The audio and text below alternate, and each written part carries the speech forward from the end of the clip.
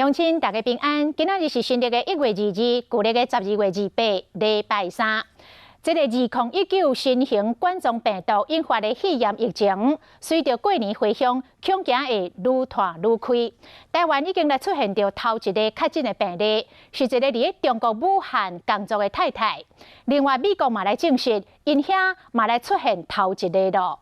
国内医师研判，这个新型冠状病毒甲2003年的 SARS 真相共。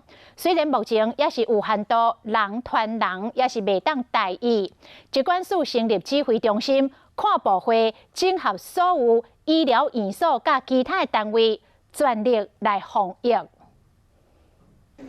武汉肺炎的疫情因为过年的关系，拖到台湾来，即摆有一个确诊的病例，是一个长期伫武汉食头路55岁台湾女性。今年1月的11号开始出现发烧跟喉咙痛还有咳嗽的这些症状，本身是有内分泌的疾病的慢性的病史。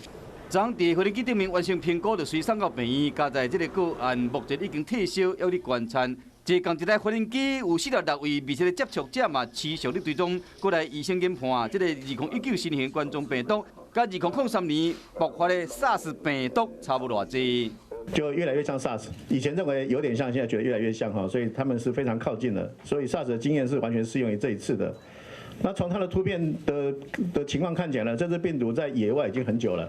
新型冠状病毒引起肺炎初期的症头，甲一般流行感冒差不多，拢有发烧、下嗽、然后无爽快。若较严重的，喘气较紧会喘。若是为武汉，若是附近地区转来台湾的旅客，以及甲有上呼吸道无爽快患者接触民众，上好去找医生，并且爱说明理由书。病院嘛已经做好准备，全台湾200空已经急救责任病院急诊24小时服务。并且规划好发烧体检的动线，确实分流有症头的民众。病房的调度部分，负压隔离病房有1000多床之外，那么全国的加护病房共有6600床，那么因应，那么呼吸器我们也做了盘点，一共有9000多台的呼吸器。